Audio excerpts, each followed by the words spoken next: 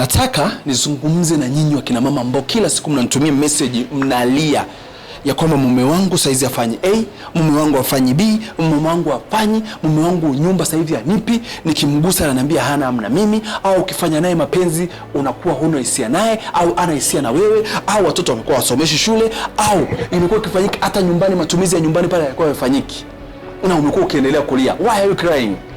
Kwa nini unalia? Huko kwenye uchumba na huyu mwanaume, huko kwenye uchumba na huyu mwanaume kabadilika. Yaani baada ya kugundua tabia zako, baada ya kugundua kwamba wewe uko 1 2 3 amebadilika. Kuanzia sasa fanya haya. Kwanza nataka kuuliza kitu kimoja.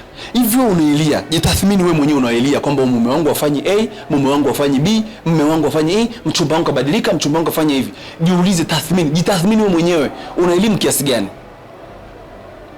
Jitathmini tu, una elimu kiasi gani?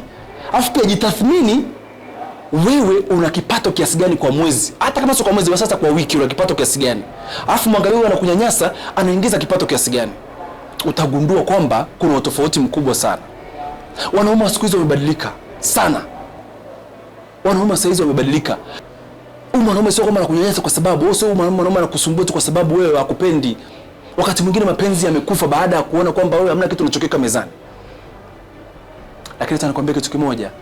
Wacha kulia kuanzia sasa. Huyu mwanaume anakunyanyasa kwa sababu huna chochote unachokifanya mezani. Kwa hiyo kuanzia sasa usijali itikadi zake, usijali mienendo yake. Kuanzia sasa anza kujitafutia shilingi 100. Hivi ushe kujiuliza, wanawake wote wenye elimu zao, wanawake wote wenye kipato chao, ulishakuona mwanaume mwingine anamsumbua? Hakuna mwanaume anaweza kumsumbua. Badala yake wanaume ndio wamekuwa wakibadilika, wanasema mimi yule mwanamke kama ana degree siwezi kuona naye atanisumbua. Imekuwa hivyo. Na ninazungumza hivi kwa sababu kuna leo na kesho. Huyu mwanaume akianguka hapa, wewe ndio unabaki maskini. Sikilize mama, sikilize dada.